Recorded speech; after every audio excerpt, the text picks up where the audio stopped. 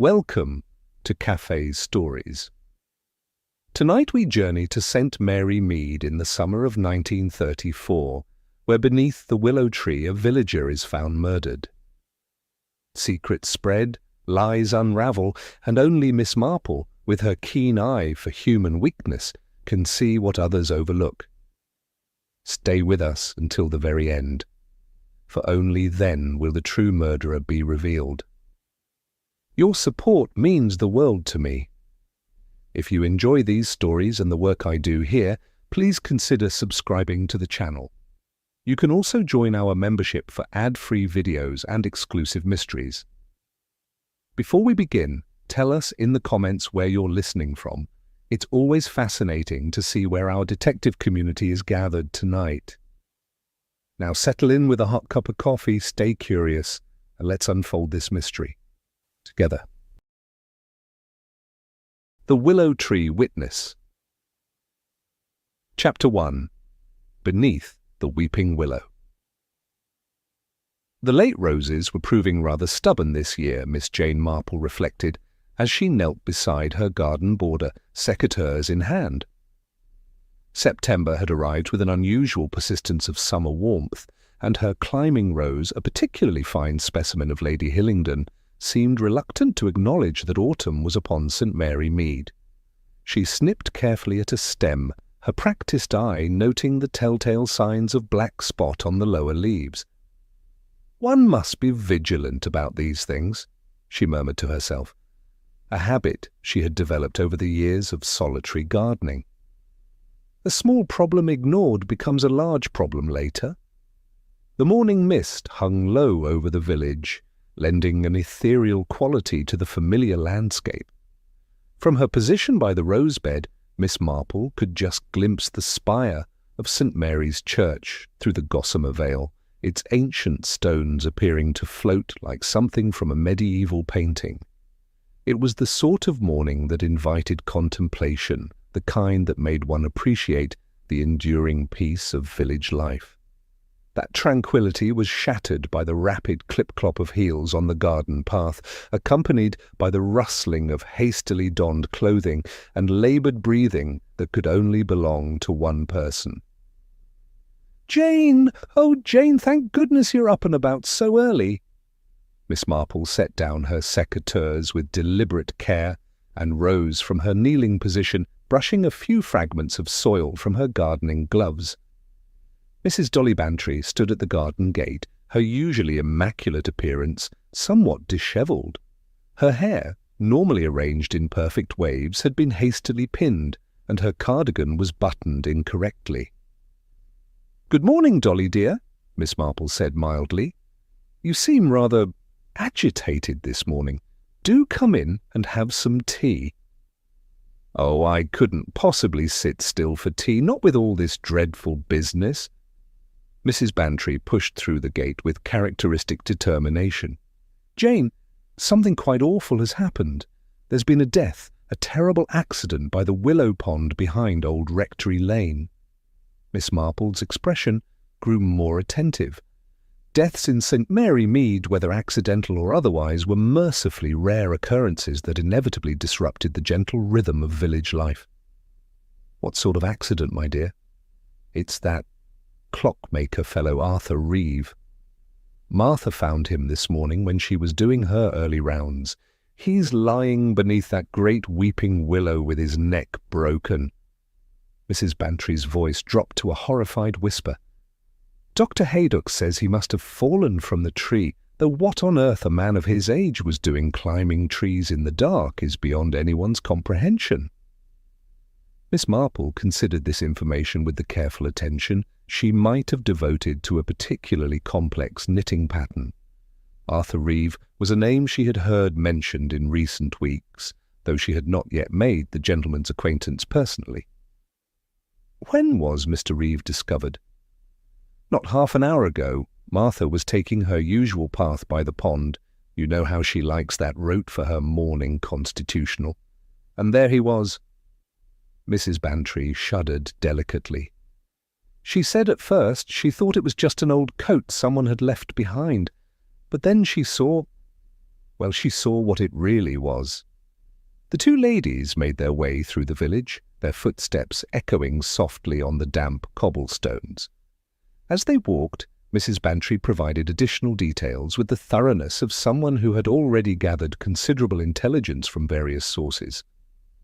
Inspector Slack has been summoned, of course, though Dr. Haydock seems quite certain it was simply a tragic accident. Poor Mr. Reeve must have been attempting to retrieve something from the tree, perhaps a bird's nest or some such thing, and lost his footing in the darkness. Miss Marple noted this theory with interest but reserved judgment. In her extensive experience of village life, she had observed that the most obvious explanations were not always the most accurate ones. They turned onto the narrow lane that led toward the pond area, where a small crowd had already gathered at a respectful distance from the scene. Miss Marple could see Martha Price standing beside Dr. Haydock, her usually composed demeanour thoroughly shaken. The village constable was attempting to maintain order while awaiting the arrival of Inspector Slack from the county headquarters. As they approached the ancient willow tree, Miss Marple studied the scene with her characteristic attention to detail. Arthur Reeve lay in an unnatural position beneath the trailing branches, his body twisted at an angle that spoke eloquently of the violence of his end. His clothes showed signs of dampness from the morning dew, suggesting he had been there for several hours. "Dr. Haydock," Miss Marple said quietly as they drew near, "what is your professional assessment of the situation?" The doctor looked up from his examination with a grave expression. "From all appearances, Miss Marple, it seems Mr. Reeve suffered a fatal fall sometime during the night. The immediate cause of death appears to be a broken neck, consistent with falling from a considerable height." Miss Marple walked slowly around the perimeter of the scene, her keen eyes taking in details that others might overlook. The ground around the base of the willow was soft with accumulated leaf mould and the previous night's moisture. Yet there were remarkably few signs of disturbance beyond the area immediately surrounding the body. "It's curious," she murmured to Dr. Haydock, "that a man would choose to climb a tree on such a misty evening. The visibility would have been quite poor.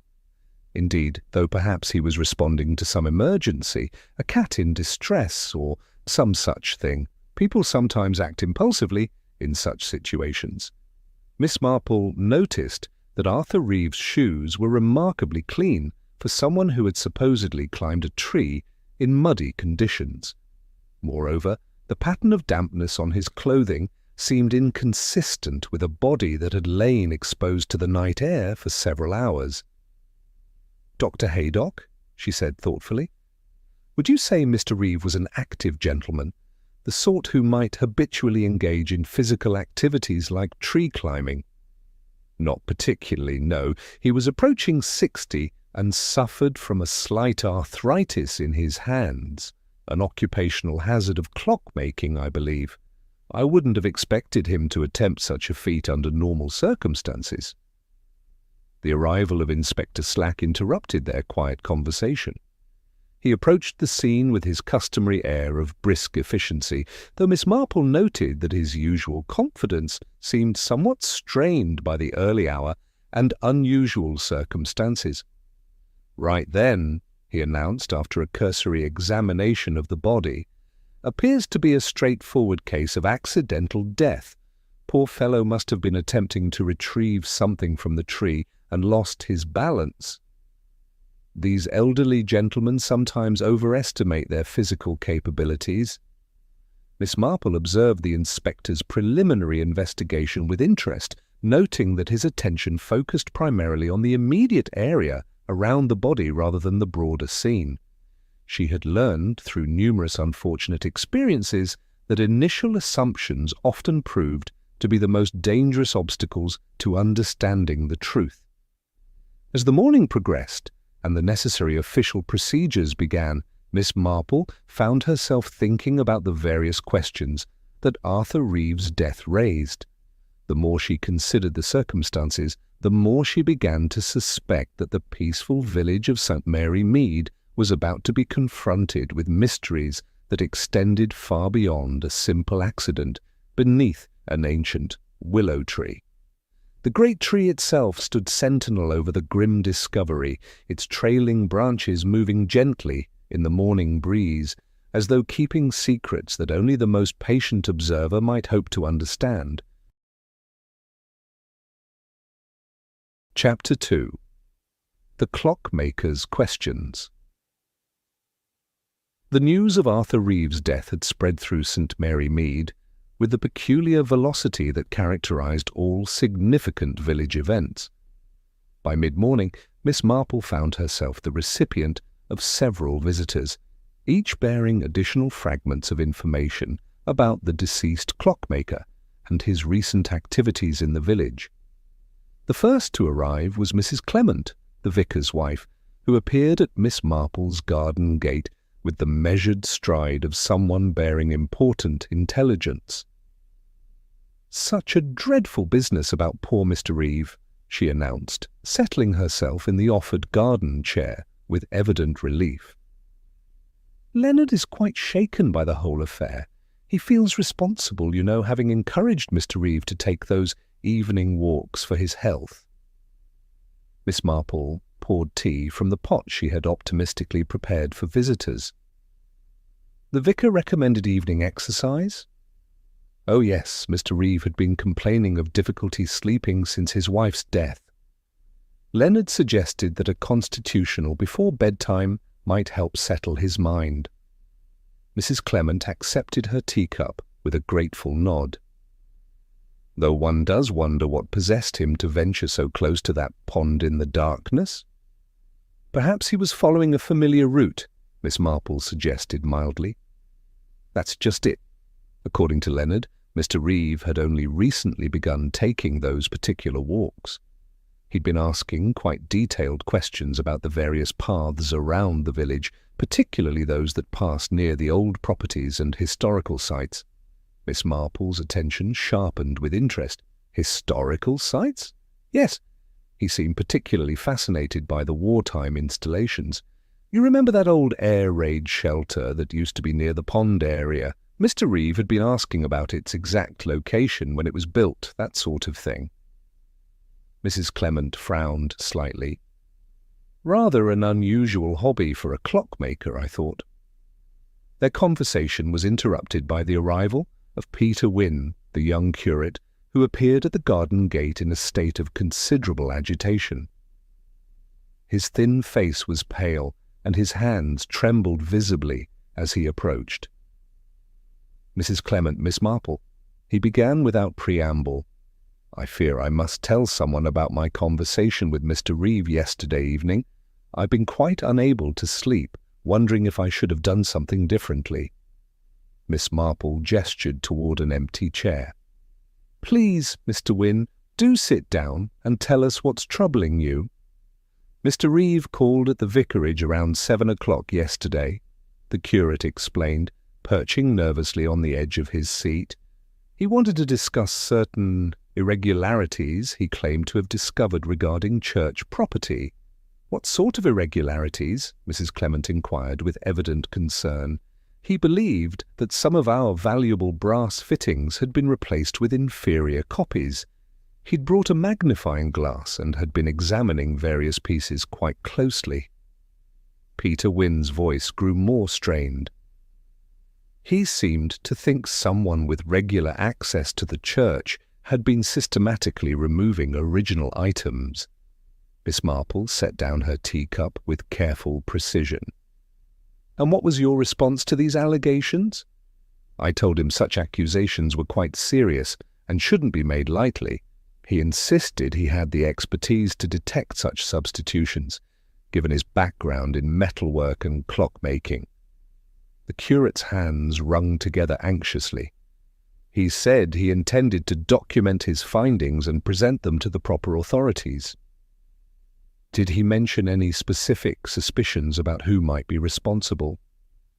"Not directly, but he did ask rather pointed questions about who had keys to the church and who was responsible for maintenance tasks. When I mentioned that George Atkins handles most of our repairs and upkeep, Mr. Reeve became quite interested." Miss Marple noted this information with the same care she devoted to cataloguing the varieties in her rose garden. "And how did you leave matters with Mr. Reeve?" "He said he wanted to gather more evidence before making formal accusations. I advised him to be very certain of his facts before proceeding." Peter Wynne looked up with evident distress. "I keep wondering if I should have taken his concerns more seriously, or perhaps warned him to be more cautious in his investigations." The afternoon brought another visitor in the form of Malcolm Ridley, the village's most energetic estate agent. He arrived with his usual confidence, though Miss Marple detected an underlying tension in his manner that suggested he was less comfortable than he appeared. "Terrible news about Mr. Reeve," he declared, settling himself without invitation. "Though I must admit his recent behaviour had become rather challenging from a business perspective." "In what way, Mr. Ridley?" Miss Marple inquired with polite interest. "He'd been interfering with my development plans for the old Rectory Lane area, kept raising questions about historical usage rights and wartime installations that frankly had no bearing on current property law." Ridley's frustration was evident despite his attempt at professional composure. "I'd invested considerable time and resources in surveying that land, only to have him stirring up complications about boundary disputes and archaeological concerns." "Archaeological concerns?" "He claimed the area might contain significant wartime artifacts that would require preservation. Complete nonsense, of course, but the sort of delay that could cost me thousands of pounds in lost opportunities." Miss Marple observed that Mr. Ridley's concern seemed more focused on financial implications than on the tragic loss of life. "Did you consider his interference a serious threat to your business interests?" "Annoying rather than threatening," Ridley replied, though his tone suggested otherwise. "However, I did wonder about his real motivations.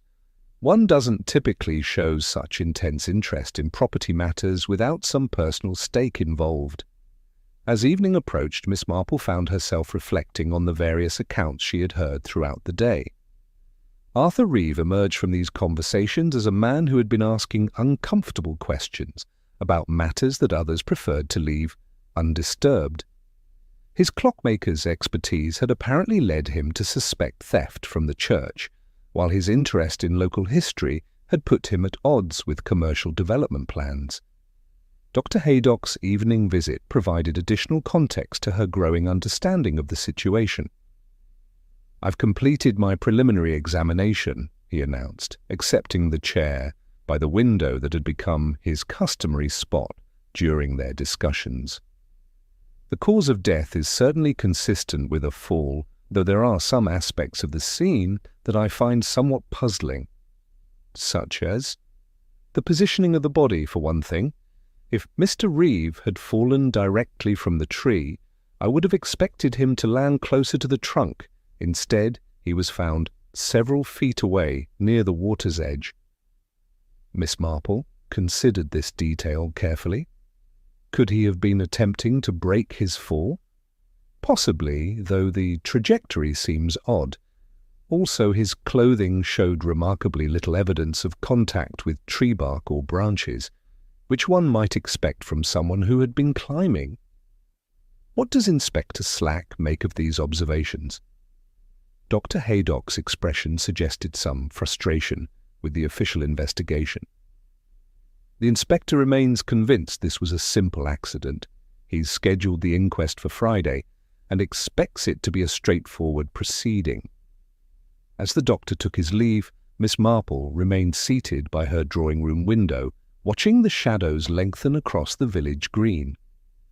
The death of Arthur Reeve was beginning to appear less like a tragic accident and more like the culmination of conflicts that had been building beneath the peaceful surface of St. Mary Mead. The clockmaker's questions about church property and local history had clearly made several people uncomfortable, and his systematic approach to gathering evidence suggested he had been building toward some sort of revelation.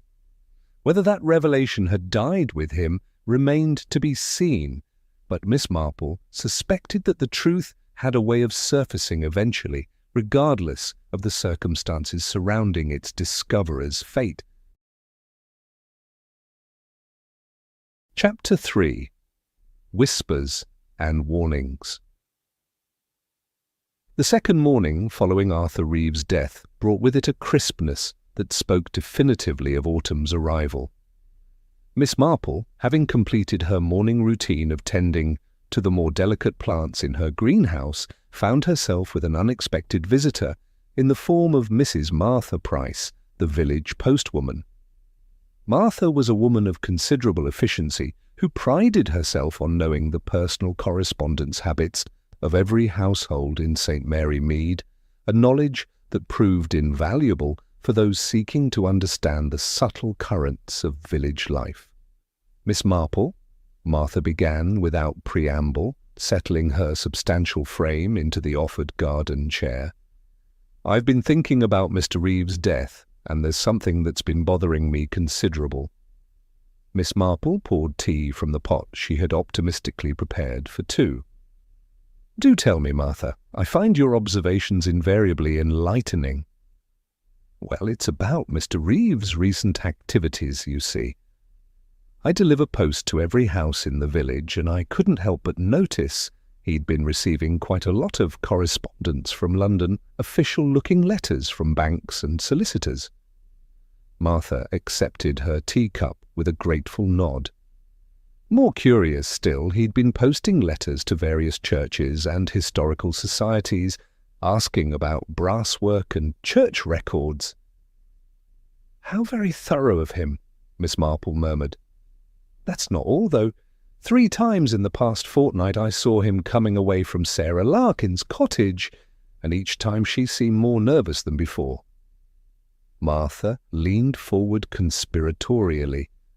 "I happened to overhear part of their last conversation, purely by accident, you understand, as I was delivering the afternoon post. He was asking her about her time in London, about the clock repair shop where she used to work." This information provided a new dimension to Miss Marple's understanding of the situation. "I wasn't aware that Mrs. Larkin had worked in London." "Oh yes, before she came back to the village after her husband's death. She was quite skilled with delicate repair work, I'm told. Worked for a prestigious establishment in Bloomsbury." Martha's voice dropped to a confidential whisper. Mr. Reeve seemed to know a great deal about her employment there, which struck me as rather odd for someone who'd only recently moved to the village. Miss Marple filed this detail away with characteristic precision. "And how did Mrs. Larkin respond to his inquiries?" "That's just it. She kept insisting she couldn't remember much about those days, that the grief of losing her husband had affected her memory. But I've known Sarah since she was a girl, and she's got a mind like a steel trap when it comes to details." Their conversation was interrupted by the appearance of George Atkins, the village handyman, who approached the garden gate with the measured stride of a man who had learned to pace himself over many years of physical labour. He was a tall, angular figure whose weather-beaten face bore the permanent squint of someone who had spent decades working outdoors. "Begging your pardon, Miss Marple," he said, touching his flat cap respectfully, "but I wanted to let you know I'll be working on your garden shed tomorrow morning, fixing that loose board you mentioned." "How thoughtful of you to remember, Mr. Atkins. Would 9 o'clock be convenient?" "Perfect, miss. I'll have finished my early work at the church by then." He paused, glancing toward Martha with evident reluctance. "Terrible business about Mr. Reeve. I hope they find out what really happened to the poor fellow." Martha studied him with undisguised interest. "You were working at the church early the morning he was found, weren't you, George?"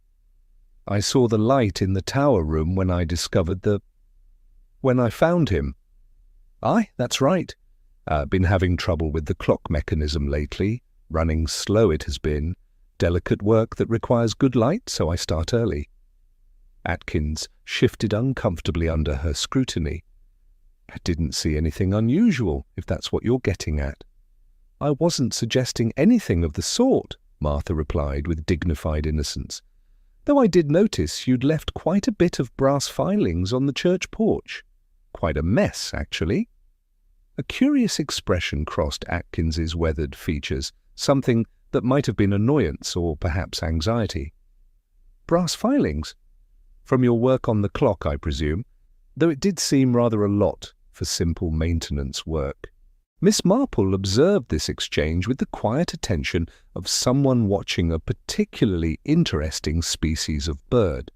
In her extensive experience of village life, she had learned that the most significant conversations often occurred in seemingly casual encounters. "Clock's been giving me considerable trouble," Atkins said defensively. "Some of the brass components have been corroding, needed proper cleaning and adjustment. Makes quite a bit of filing and polishing work." "Well, I'd best be getting on," he added abruptly. "Good day to you both." As his footsteps receded down the lane, Martha shook her head with evident disapproval. "There's something not quite right about that man lately. Always was a bit secretive, but these past weeks he's been positively jumpy." The afternoon brought an unexpected visitor in the form of Sarah Larkin herself, who appeared at the garden gate with the hesitant manner of someone who was not entirely certain of her welcome. She was a woman in her early 30s, with prematurely worried lines around her eyes and hands that showed the telltale signs of needlework, the occupation that supported her small household. "Miss Marple," she began nervously, "I hope you don't mind my calling unannounced. I wanted to speak with someone about Mr. Reeves' death. The police have been asking questions, and I'm not certain what I should tell them." Miss Marple invited her to sit and poured fresh tea, noting the young woman's obvious distress. "What sort of questions have they been asking, my dear?" "About my connection to Mr. Reeve, about the work we did together in London." Sarah's hands trembled slightly as she accepted her teacup. "The thing is, Miss Marple, there are aspects of that time in my life that I'd rather not discuss. Not because I've done anything wrong, you understand, but because some memories are too painful to revisit. I quite understand.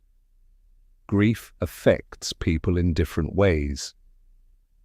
Mr. Reeve seemed to think I should remember more about our work together than I actually do. He kept asking about specific clients, particular pieces we'd worked on, financial arrangements." Sarah's voice trailed off uncertainly. "He seemed to suspect that something irregular had occurred at the shop, though I can't imagine what." Miss Marple leaned forward with gentle interest.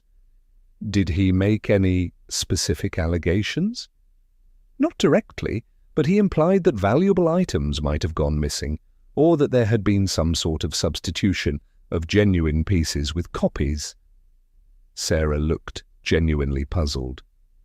"I told him repeatedly that I was just a junior employee who worked on routine repairs. I wouldn't have had access to the sort of information he was seeking." "And yet he continued to press you for details?" "Yes, and it was becoming quite uncomfortable. I finally told him that if he had serious concerns about past irregularities, he should contact the police rather than harassing someone who couldn't help him." As evening approached and Sarah Larkin took her leave, Miss Marple found herself standing once again by her drawing-room window, observing the lengthening shadows across the village green. The conversations of the day had revealed a complex web of relationships and anxieties that seemed to centre around Arthur Reeve's persistent inquiries into matters that others preferred to leave undisturbed.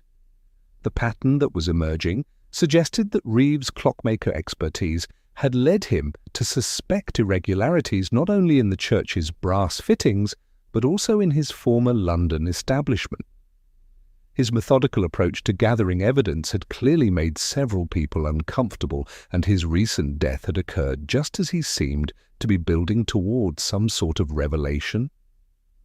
The autumn air carried with it a sense of change and unrest that extended far beyond the normal rhythms of seasonal transition. In Miss Marple's long experience, such atmospheres rarely dissipated without some form of dramatic resolution, and she found herself hoping that whatever additional secrets lay buried in St. Mary Mead would surface before more innocent parties became entangled in their consequences. Chapter 4. The Silent Witness. The third morning, following Arthur Reeve's death, dawned with the peculiar quality of light that often precedes significant discoveries, crystal clear yet somehow ominous, as though nature itself were holding its breath. Miss Marple had risen earlier than usual, troubled by dreams she could not quite recall, but which left her with a persistent sense that the village's troubles were far from resolved. She was tending to her early chrysanthemums when the sound of hurried footsteps on the cobblestones drew her attention. Dr. Haydock appeared at her garden gate, his medical bag in hand, and his usually composed demeanour showing signs of considerable strain. "Miss Marple," he called urgently, "I wonder if you might spare a few minutes to accompany me on a rather delicate professional matter. Your experience with children could prove invaluable." Miss Marple set down her watering can with deliberate care, though her pulse had quickened considerably.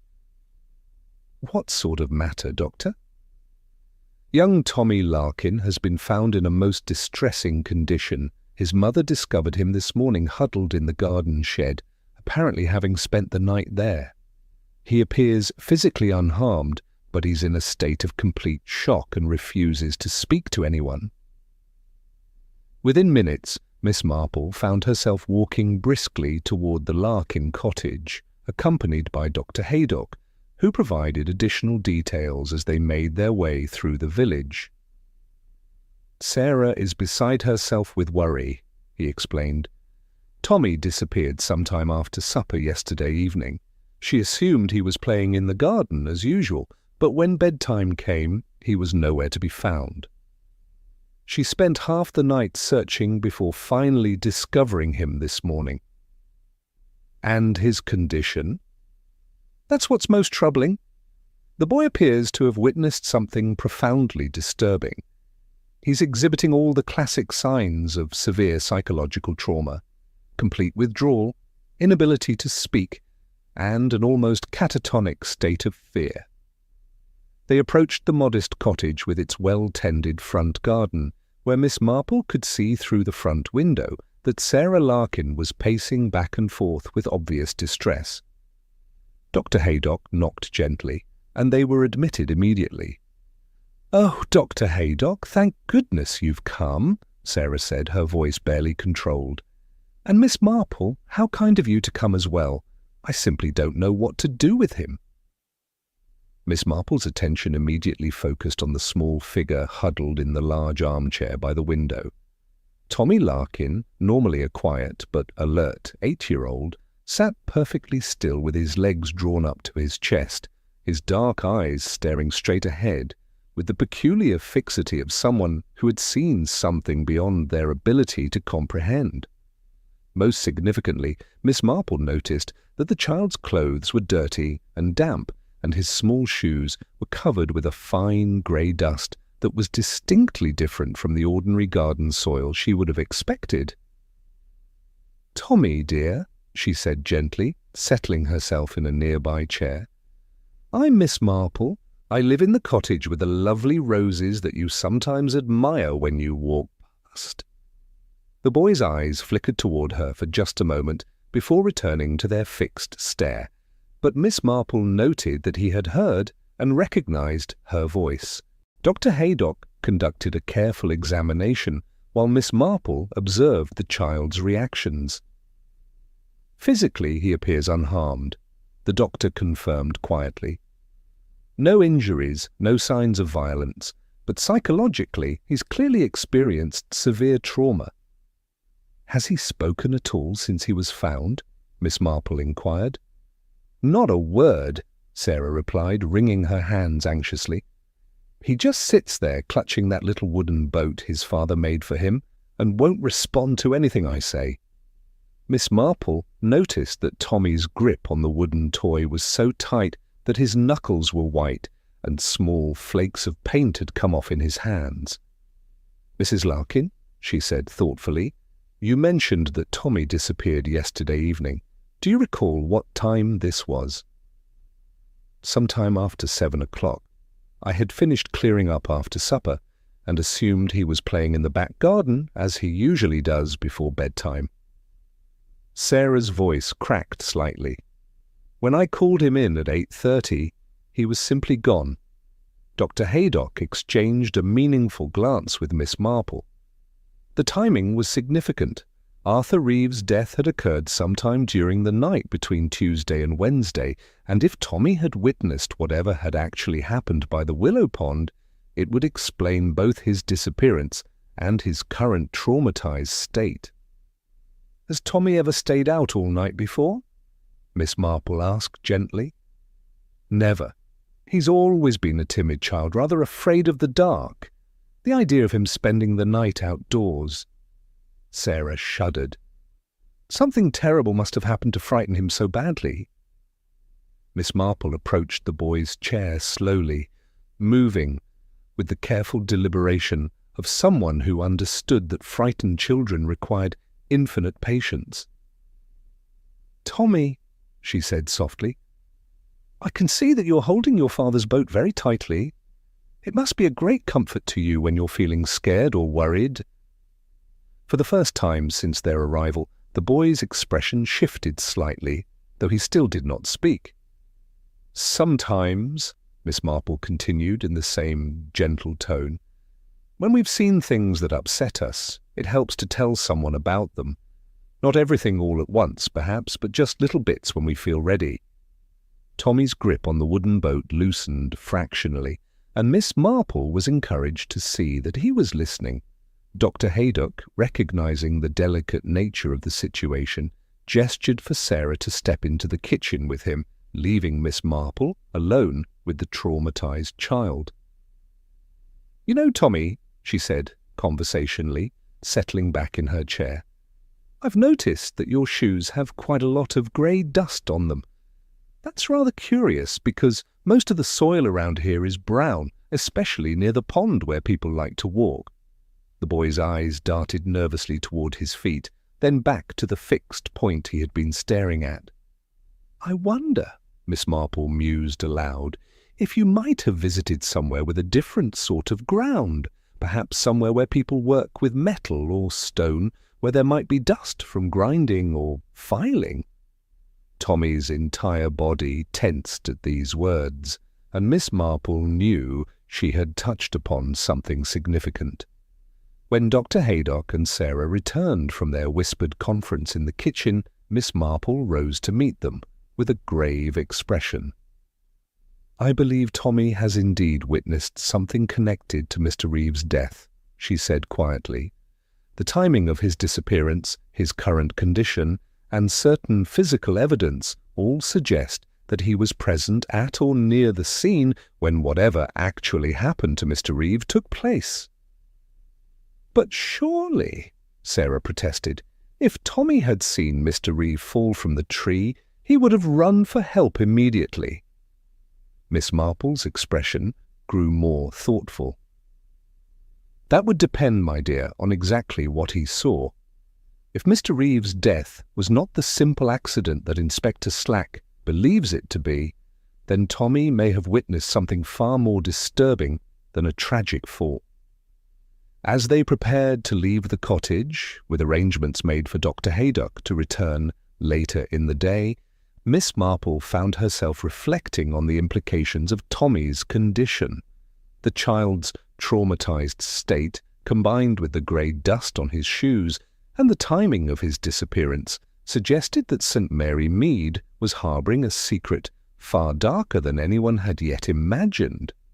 The peaceful village morning continued around them, but Miss Marple could sense the undercurrents of fear and deception that lay beneath the surface, waiting for someone with sufficient patience and understanding to coax the truth from a frightened child who held the key to solving Arthur Reeves' murder. Chapter 5. The investigation deepens.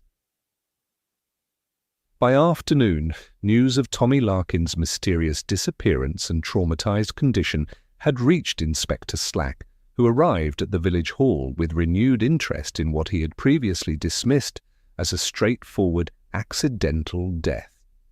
Miss Marple, having observed the morning's events with her customary discretion, found herself summoned to provide background information about the village's recent atmosphere, an invitation she accepted with appropriate gravity.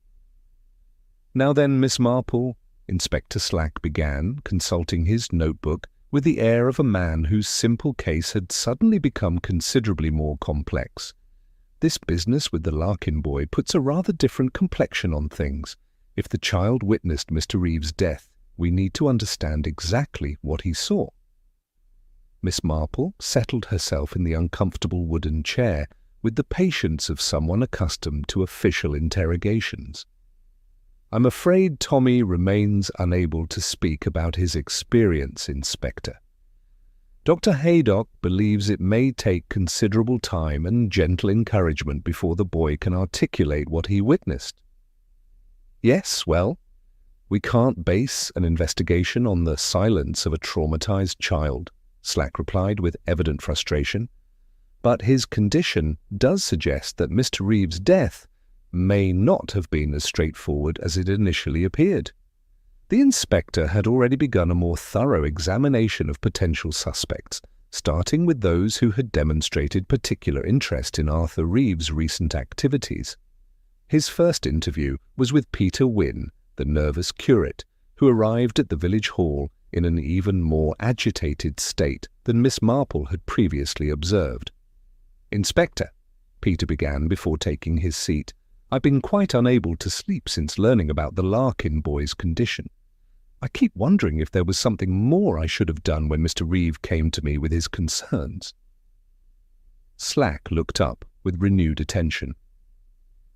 "You mentioned previously that Mr. Reeve suspected irregularities with church property. Can you be more specific about his allegations?" "He believed that several valuable brass pieces had been systematically replaced with inferior copies over the past few years. He claimed he could detect the difference through his professional expertise." Peter Wynne's hands trembled as he spoke.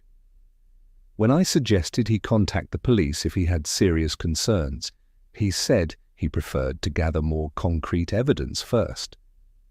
Did he indicate how he planned to obtain this evidence?"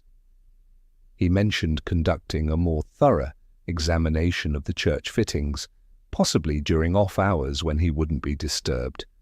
He also spoke of comparing the current pieces with old photographs from our parish records." Inspector Slack made careful notes. "And you say he was particularly interested in who had access to the church?" "Yes, he asked detailed questions about keys, maintenance schedules, and who was responsible for various types of repair work. When I mentioned George Atkins handles most of our metalwork and clock maintenance, Mr. Reeve became quite focused on that information." Following Peter Wynne's departure, Inspector Slack interviewed Malcolm Ridley, who maintained his usual professional composure despite the obvious tension in his manner. "Inspector," Ridley began, "while I certainly had business disagreements with Mr. Reeve, I want to make it clear that I would never have wished him any physical harm." "What was the nature of these disagreements?" "He was interfering with legitimate development plans based on what I considered to be frivolous historical concerns. His questions about wartime installations and boundary disputes were threatening to delay projects that could benefit the entire village." Ridley's frustration was evident despite his attempt at diplomacy. "Were these delays costing you money?" "Potentially, yes, but more importantly, they were preventing improvements that could bring additional housing and economic opportunities to St. Mary Mead." Miss Marple observed that Mr. Ridley's emphasis on community benefits seemed somewhat at odds with his obvious personal investment in the project's success. The most significant interview proved to be with George Atkins, who arrived at the village hall with obvious reluctance and an air of defensive hostility that immediately aroused Inspector Slack's suspicions. "Mr. Atkins," the inspector began formally. I understand you have regular access to the church and are responsible for maintaining the clock mechanism. Been doing that job for 15 years without complaint, Atkins replied curtly. Don't see what it has to do with Mr. Reeves' accident. We're no longer certain it was an accident. The Larkin boy's condition suggests he may have witnessed something more deliberate. Atkins's weathered face paled noticeably. That's a serious accusation, Inspector. I'm not making accusations, merely exploring possibilities. Can you account for your whereabouts on the evening Mr. Reeve died? Home in my cottage, same as always. Don't have anyone who can vouch for that, if that's what you're getting at. Inspector Slack consulted his notes. Mrs. Price mentioned observing brass filings on the church porch recently. Can you explain the source of that debris? Clock mechanism's been giving me trouble. Some of the brass components needed cleaning and adjustment. Atkins's defensive tone grew more pronounced. Makes quite a bit of filing work when you're dealing with corroded metal. Were you aware that Mr. Reeve had expressed concerns about the church's brass fittings? Heard rumours to that effect. Man seemed to think he knew more about metal work than someone who's been doing it professionally for decades. Miss Marple noted that Atkins's response carried a note of genuine anger that seemed disproportionate to the relatively mild nature of the questioning. The final interview of the day was with Sarah Larkin, who arrived accompanied by Mrs. Bantry and appeared to be on the verge of complete emotional collapse. Mrs. Larkin, Inspector Slack began gently, I know this is difficult, but we need to understand your son's condition and what he might have witnessed. I've told you everything I know, Sarah replied in a voice barely above a whisper. Tommy disappeared after supper and was found the next morning in a state of shock. Whatever he saw has left him unable to speak. You mentioned that Mr. Reeve had been visiting you recently, asking about your time working together in London. He seemed to think I should remember more about our professional relationship than I actually do. Those were difficult years for me, and many of the details have become blurred by time and grief. Inspector Slack leaned forward slightly. Did Mr. Reeve make any specific allegations about irregularities at the London establishment? Sarah's composure finally cracked. He kept implying that valuable pieces had gone missing or been replaced, but I was just a junior employee. I had no access to inventory records or financial information. Yet he continued to press you for details. He seemed convinced that I must have noticed something suspicious, but I honestly couldn't help him. I finally told him that if he had serious concerns about past irregularities, he should contact the appropriate authorities rather than harassing someone who couldn't provide the information he wanted. As the interviews concluded and the participants departed, Miss Marple reflected on the complex web of relationships and motivations that had been revealed. Each person questioned had demonstrated anxiety regarding Arthur Reeve's activities, and several had access to either the church or information about his investigative methods. Most significantly, George Atkins's defensive reactions and his inability to provide an alibi for the night of Reeve's death placed him in a particularly suspicious position. His professional relationship with the church brasswork, combined with his obvious nervousness about Reeve's inquiries, suggested he had the most to lose from any revelation about missing or replaced church property. The grey dust on Tommy's shoes took on new significance when considered alongside Atkins's metalworking activities, and Miss Marple found herself wondering whether the traumatized child might have fled first to the handyman's workshop before making his way to the pond area where Reeve's body was eventually discovered. Chapter 6. Village Parallels. The following morning found Miss Marple in her usual chair by the drawing-room window, ostensibly engaged in the delicate work of darning one of her favourite cardigans. In reality, however, her attention was focused on the various threads of information that had emerged from Inspector Slack's interviews, threads that were beginning to form a pattern reminiscent of cases from her own considerable experience. Mrs. Bantry arrived shortly after 10 o'clock, bearing the unmistakable air of someone who had spent considerable time reflecting on recent events and was now prepared to share her conclusions. "Jane, my dear," she announced, settling herself with evident satisfaction, "I've been thinking about this dreadful business with poor Mr. Reeve and that traumatized child, and I can't help but feel there's something familiar about the whole situation." Miss Marple looked up from her needlework with mild interest. "Familiar in what way, Dolly?" "Well, it reminds me rather of that unfortunate incident we had with old Mr. Henderson some years ago. Do you remember? He'd discovered that someone was embezzling from the church restoration fund, and just as he was about to expose the culprit, he suffered what appeared to be a heart attack in his garden." "I do recall Mr. Henderson's case," Miss Marple replied thoughtfully, "though it was later determined that his death was indeed natural." "Yes, but the pattern is remarkably similar, don't you think? A conscientious gentleman discovers evidence of theft or fraud, threatens to expose the wrongdoer, and then meets with a sudden and convenient death before he can act on his suspicions." Mrs. Bantry leaned forward conspiratorially.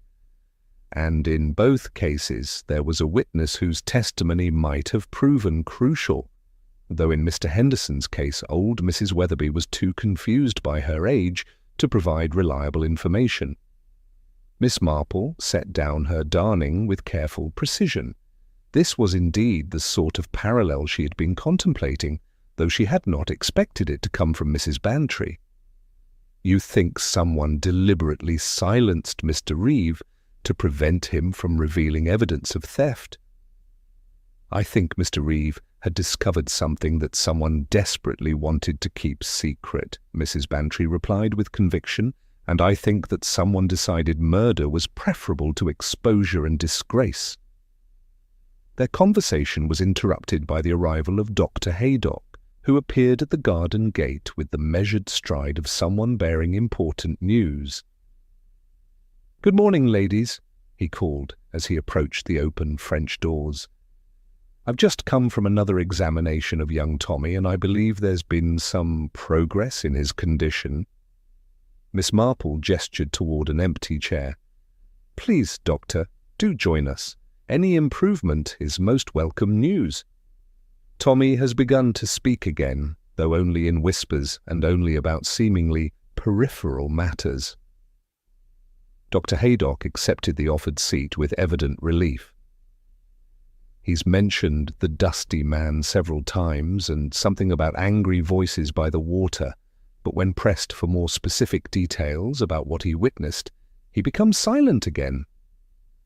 "The dusty man?" Mrs. Bantry repeated with interest. "Yes, and he's described this person as being very tall and wearing a hat like grandfather used to wear. According to Sarah, her late father always wore a flat cap, which provides some indication of the person's appearance." Miss Marple's attention sharpened considerably. "Has Tommy mentioned anything else about this individual?" "He said the dusty man was shouting at the clockman and that there was pushing and splashing.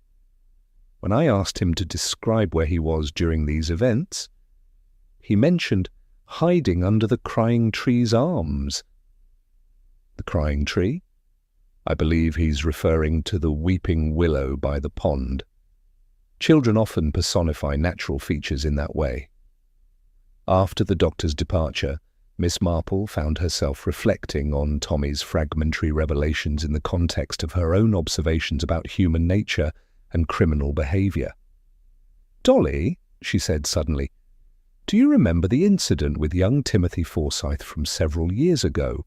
Mrs. Bantry's expression grew thoughtful. "The vicar's nephew? The boy who claimed to have seen something mysterious in the churchyard?" "Exactly. Everyone dismissed his story as childish imagination, but it turned out he had actually witnessed the church treasurer hiding evidence of his embezzlement in one of the old tombs. The child couldn't articulate what he'd seen clearly because he didn't understand the adult context of the activities he'd observed. You think Tommy might be in a similar situation? I think Tommy witnessed something that his young mind couldn't properly categorize or understand. Children often notice details that adults miss, but they lack the framework to interpret the significance of what they've observed. Miss Marple rose and moved to the window, gazing out at the village with the contemplative air of someone assembling pieces of a complex puzzle. In my experience, she continued, when a child refers to someone as dusty, they're usually describing a person whose work involves materials that create particular types of residue. Tommy's mention of dust, combined with his presence near both the church area and the pond, suggests he observed someone whose occupation brings them into regular contact with metal filings, stone dust, or similar substances. Someone like George Atkins, Mrs. Bantry said quietly. Perhaps. Though one must be careful not to reach conclusions based solely on circumstantial evidence. The afternoon brought an unexpected visit from the Reverend Clement, who arrived with the slightly harried expression of someone dealing with parish matters that extended well beyond the spiritual realm. Miss Marple, he began without preamble, I find myself in need of advice regarding a most disturbing discovery. Following Inspector Slack's suggestion, I've been conducting a thorough inventory of our church valuables, and I'm afraid Mr. Reeves' suspicions appear to have been well-founded. Miss Marple invited him to sit and poured tea from the pot she had optimistically prepared. What have you discovered, Vicar? Several pieces that were listed in our insurance documentation are either missing entirely or have been replaced with what appear to be inferior copies. The substitutions were so skillfully done that they weren't immediately apparent to casual observation. What sort of pieces are involved? Primarily brass work, candlesticks, collection plates, decorative elements from the altar area, items that a knowledgeable craftsman could reproduce convincingly but which would have considerable value to collectors of ecclesiastical metalwork. Miss Marple considered this information with the careful attention of someone who understood the significance of such revelations. Have you shared these findings with Inspector Slack? I plan to do so this afternoon. However, I felt it important to discuss the matter with someone who might understand the broader implications for our village community. And what do you believe those implications to be? The theft appears to have been conducted over an extended period by someone with regular access to the church and sufficient skill to create convincing replacements. That narrows the field of suspects considerably. As evening approached and the vicar took his leave, Miss Marple found herself standing once again by her drawing-room window, watching the shadows lengthen across the village green. The pattern that had been forming throughout the day was becoming increasingly clear, though certain crucial elements remained frustratingly elusive. The parallels she had drawn with previous cases suggested that Arthur Reeves' murder had been committed to prevent the exposure of systematic theft from the church.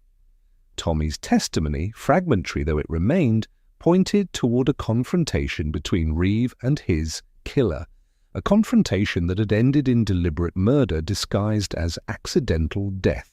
Most significantly, the combination of Tommy's description of the dusty man and the vicar's confirmation of missing brass work created a compelling circumstantial case against someone with both the access and the skills necessary for such a crime.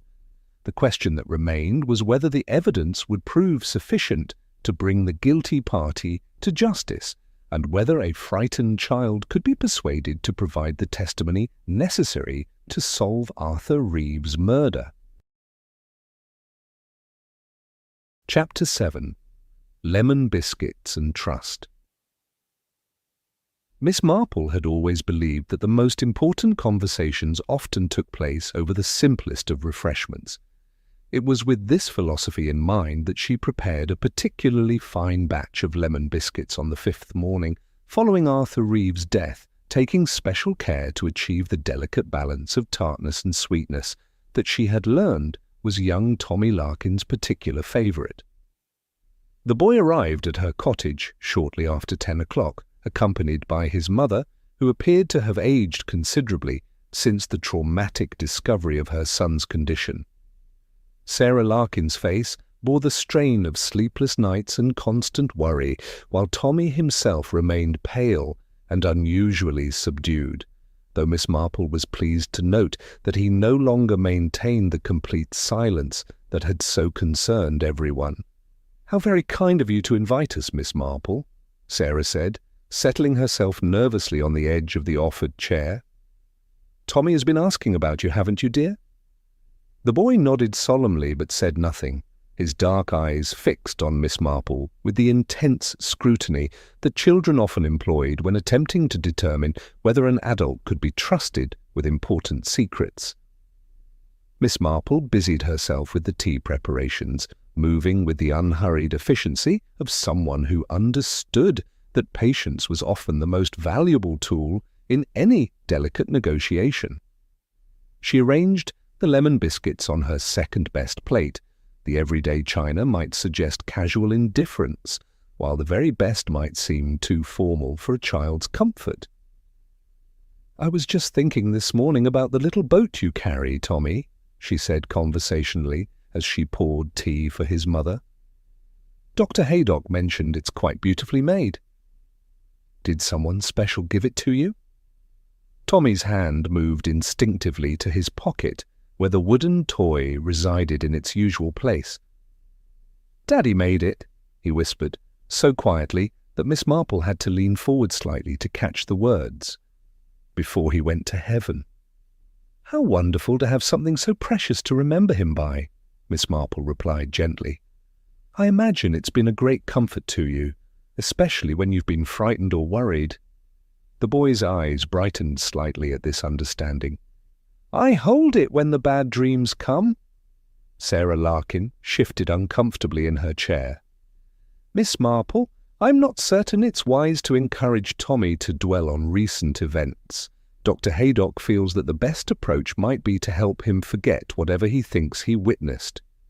"Oh, but my dear," Miss Marple said mildly, offering Tommy the plate of biscuits, "in my experience, forgetting is rarely as effective as understanding.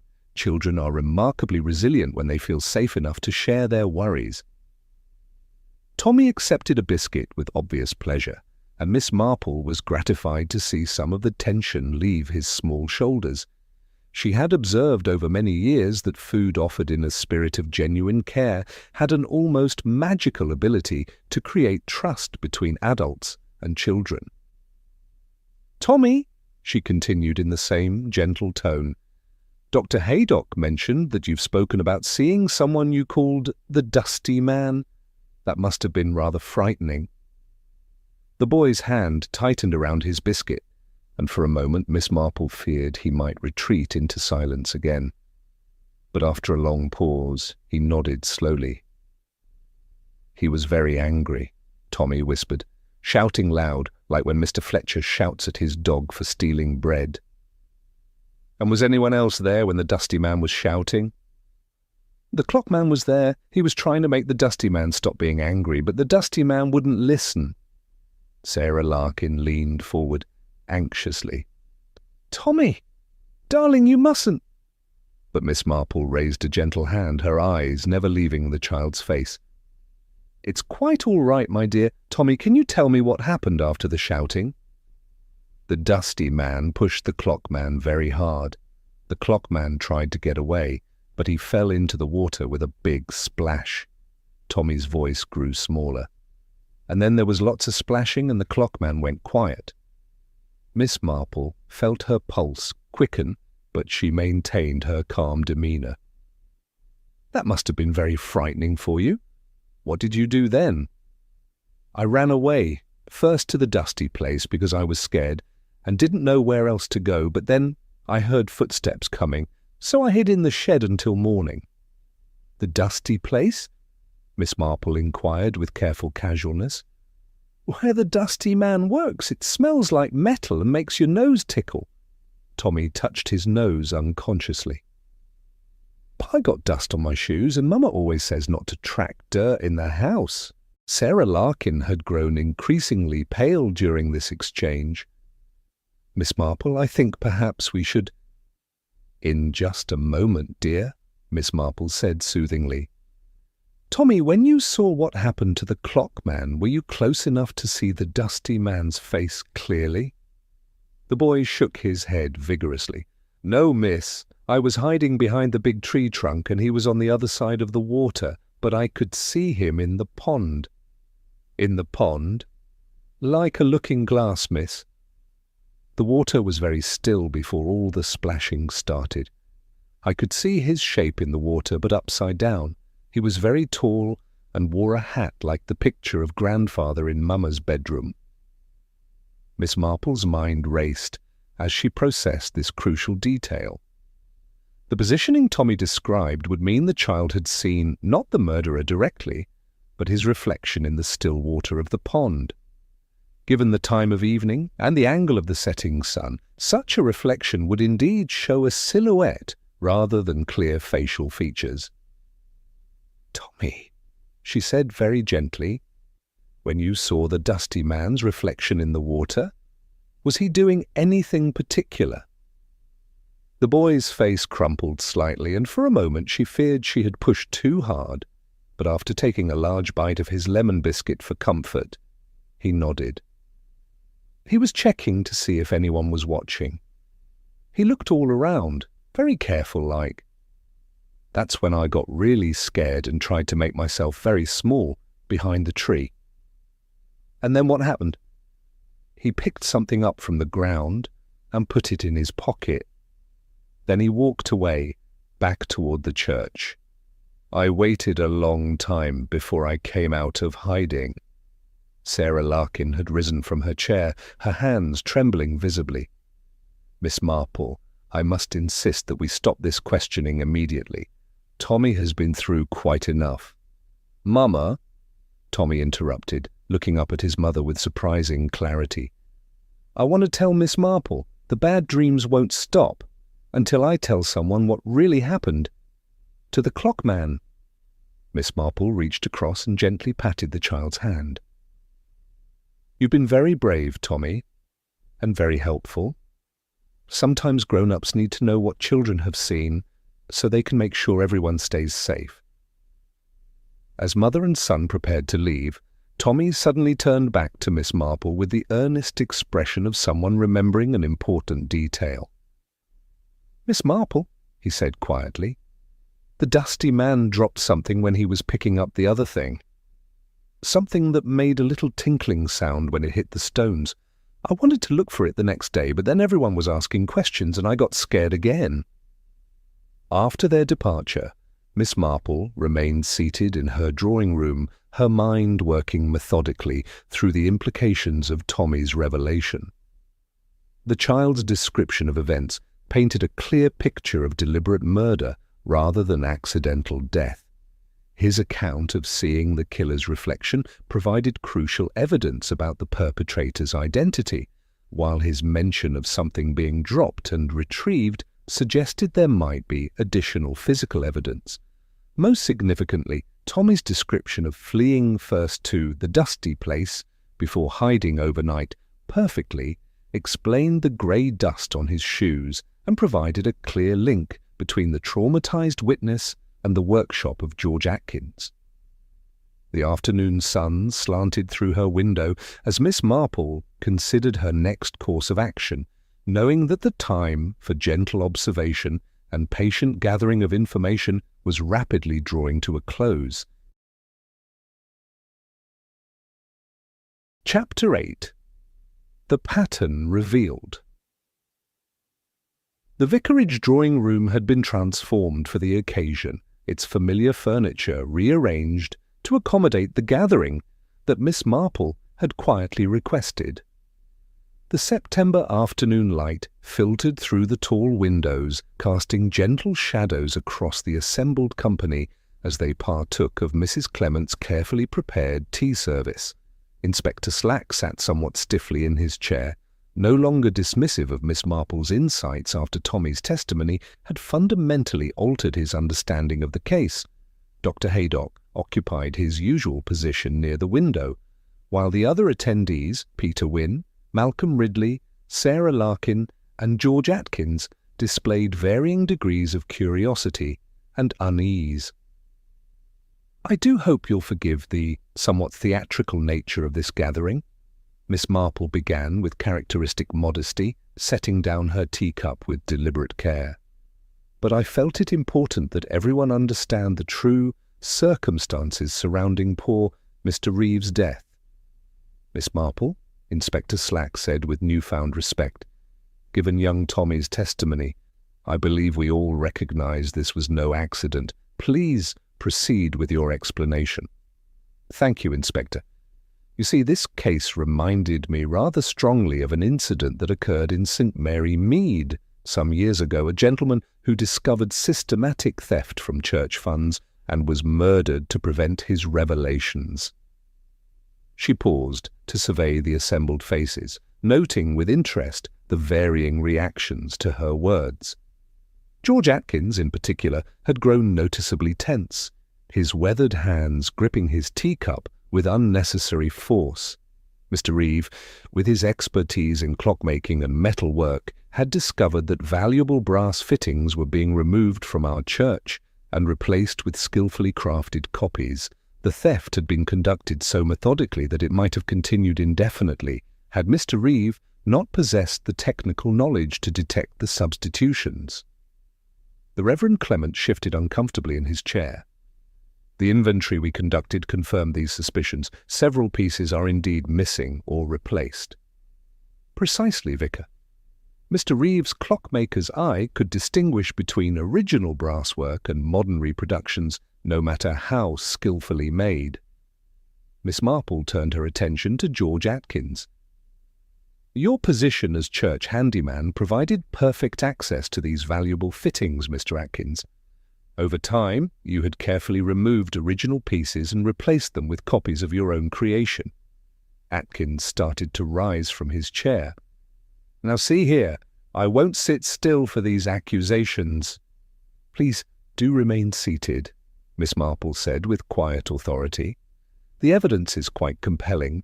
You see, Tommy Larkin witnessed the entire confrontation by the pond, though he could only describe seeing your reflection in the still water.